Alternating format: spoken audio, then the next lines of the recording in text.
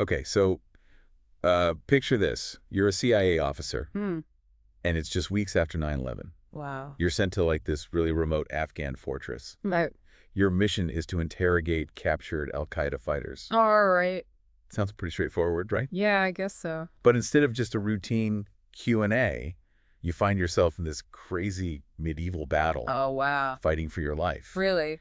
And this isn't a movie or anything. No? It's the true story of the Battle of Jangi.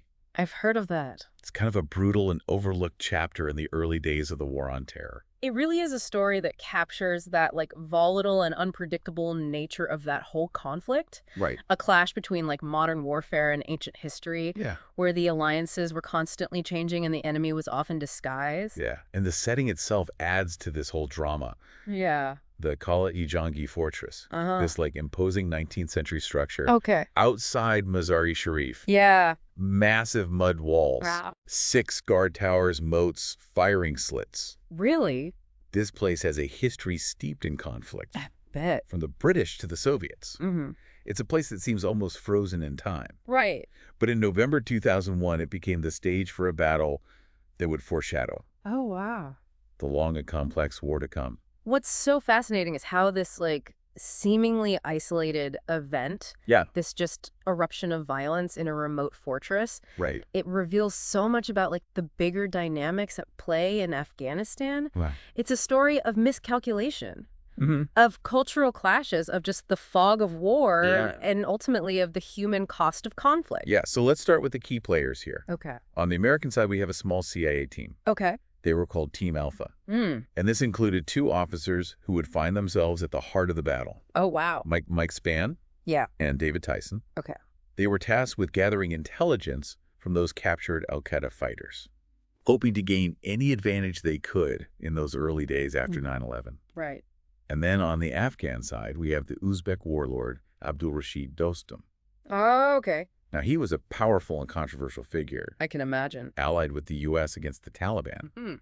Dostum was known for his brutal tactics Yeah. and shifting loyalties, Oh, wow. a product of Afghanistan's long and turbulent history. Right. And then, of course, we have the prisoners themselves. Yeah. Over 400 al-Qaeda fighters, Wow. a mix of nationalities, Mm. many hardened and trained in Afghan camps. Okay. Their capture was seen as a major victory, Right. a potential gold mine of intelligence. Uh-huh.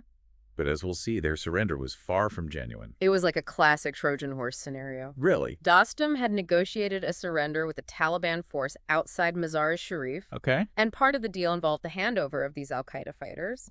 But it seems the Taliban outsmarted him, using the surrender as a way to infiltrate the fortress with a group of highly motivated and well-armed fighters. So Spann and Tyson, they arrive at Jangi expecting to conduct interrogations to maybe gain some valuable intel. Makes sense. But instead, they walk into a scene of utter chaos. Oh, no. Hundreds of prisoners just milling about, Really? not properly searched or restrained. Wow. There was this palpable tension in the air. I bet. It's almost as if everyone there sensed Yeah. that something was about to go terribly wrong. And tragically, it did. Yeah. On November 25th, 2001, just as Spann and Tyson were questioning prisoners in the fort's southern compound, Oh, wow. this carefully planned revolt erupted. Shouts, explosions, Oh, my God. a sudden surge of violence as al-Qaeda fighters, Yeah. armed with concealed weapons, Wow. launched a coordinated attack. And Spann was only armed with a rifle and a pistol. Oh, wow. He found himself the target of this initial assault.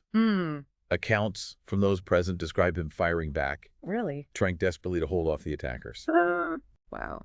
But he was quickly overwhelmed by the sheer number of fighters. Tyson was witnessing this from a distance. Yeah. And he described this moment of chilling clarity Really? as he realized the true nature of the situation. Wow. He could hear Spann calling his name Oh, gosh. amidst the explosions and gunfire.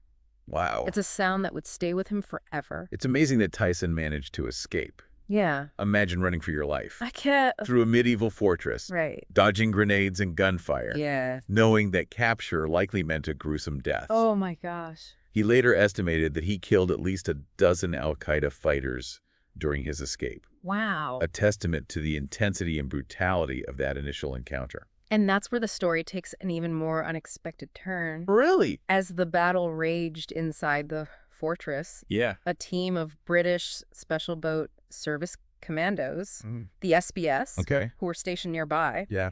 heard the commotion and rushed to the scene. They became this unlikely cavalry, Really? arriving just in time to provide crucial firepower and cover for Tyson's escape. So British Special Forces coming to the rescue of American CIA officers Yeah. in an Afghan fortress Uh-huh. just weeks after 9/11. Right.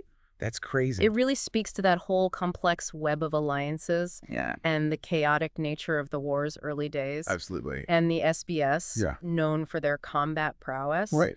they immediately went into action, Wow. setting up positions in one of the fort's towers and unleashing a barrage of heavy machine gun fire Oh, wow. into the southern compound where the al-Qaeda fighters were concentrated. Okay. They fired thousands of rounds, Wow. effectively halting the advance of the prisoners and providing crucial cover for Tyson's escape. Wow. It was amazing. But the arrival of the SBS was just the beginning. Oh, yeah. This battle, which began with a deceptive surrender and a sudden explosion of violence, Right. was about to transform this ancient Jangi fortress into a brutal modern-day battlefield. It's crazy the clash of contrasting fighting styles you see. Uh-huh. You have Dostum's men, the Northern Alliance fighters, Like- many of whom were more accustomed to the guerrilla tactics of Afghan warfare. They employed what was described as a spray and pray approach. Spray and pray. Yeah. What does that even mean? They would just fire their Kalashnikovs wildly over their heads, Really? often more for intimidation than accuracy. Oh, wow. So that sounds more chaotic than effective. It certainly wasn't the most precise method, Right. but it did reflect the realities of warfare in that region, Okay. where ammunition was often plentiful Yeah. and precision wasn't always the priority. In contrast, the SBS, with their rigorous training and disciplined approach, Right. they were a force to be reckoned with. Oh, yeah. Their firepower was focused and devastatingly effective. And tragically, even with the best training and intentions, the fog of war can lead to devastating mistakes.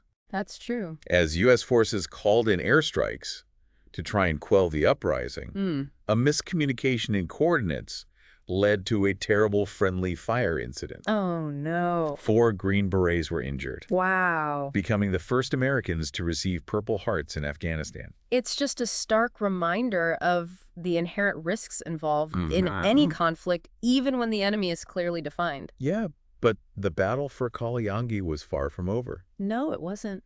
The remaining al-Qaeda fighters, though dwindling in number, Right. had retreated to a final stronghold, Oh, wow. the cellar of the Pink House. The Pink House. Yeah. It sounds almost whimsical given the context. I know, right? It's a strange juxtaposition. Yeah. This seemingly innocuous name Right. attached to a place that became the scene of such intense and brutal fighting. The Pink House cellar became a focal point, the Northern Alliance, Yeah. along with U.S. and British advisors. Okay. They tried everything to flesh out those remaining al-Qaeda fighters. What do they do? They tossed grenades down the ventilation shafts, Really? fired rocket-propelled grenades. Oh. They even tried pumping diesel fuel into the cellar and igniting it. Those are some pretty desperate measures. They were absolutely desperate, Right. but the al-Qaeda fighters were dug in, determined to fight to the death. Wow, so what happened? Finally, on November 30th, Okay. the 5th day of the uprising, Yeah. someone came up with an idea that was both ingenious and brutal. What was it? Flood the cellar. Flood the cellar. How did they even manage that? They diverted an irrigation stream, Really? channeling the water directly into the Pink House cellar. Wow. It took over a day to fill, but it eventually forced the remaining al-Qaeda fighters to surrender. It was a chilling end to a brutal battle, It really was. and a scene that those who witnessed it would never forget. Right. A British soldier who entered the cellar shortly after the surrender Yeah. described it as medieval, Wow. a dungeon reeking of death and despair. That's a powerful image. Yeah. And a reminder of the brutal realities of war, even in a conflict that was often framed as a clash between modernity and extremism. What's also striking about this battle is the absence of a key figure.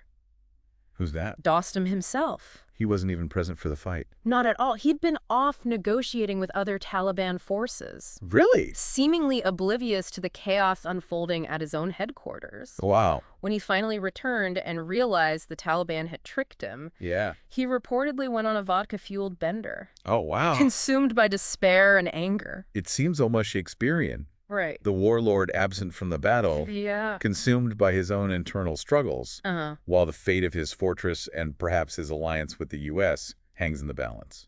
It certainly adds another layer of complexity to the story. Right. And it speaks to the challenges the U.S. faced in relying on figures like Dostum. Okay. Men who were products of a very different political and cultural landscape.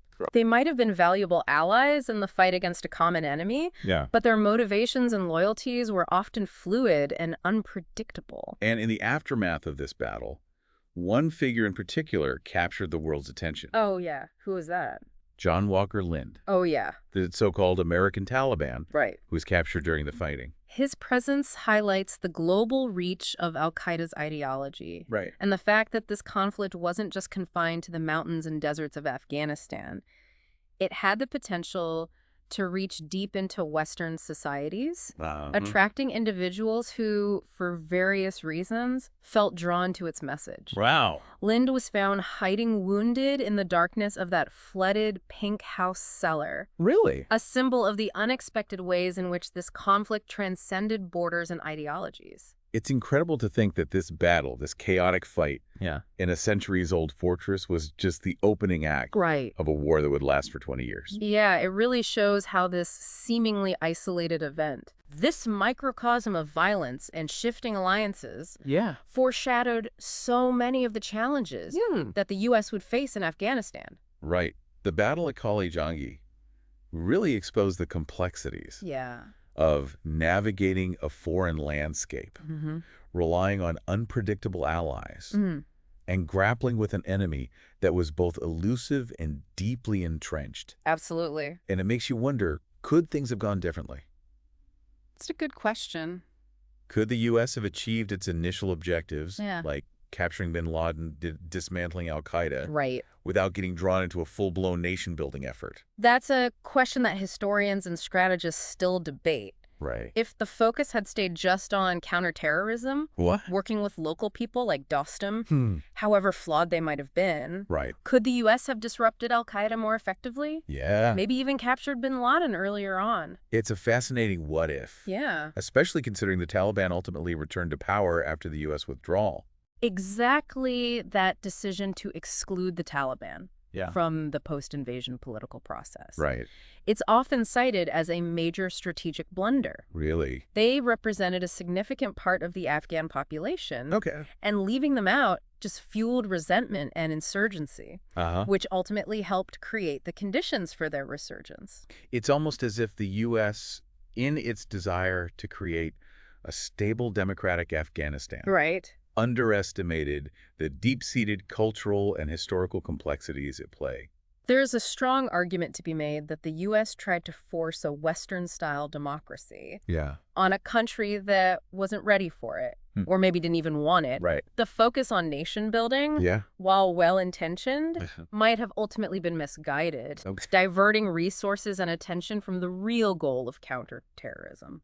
So the Battle of Khali Jangi, with its mix of heroism and tragedy and strategic ambiguity, really serves as a microcosm of those larger challenges. It does. It's a reminder Yeah. that even when you have clear objectives, victory is never assured. The fog of war can really mess up even the best laid plans, Absolutely. leading to unintended consequences that last for years. It's important, I think, to learn from these experiences, to really understand how complex these conflicts are, and to recognize that peace and security requires not just military power, but also understanding the people and the place where these conflicts happen.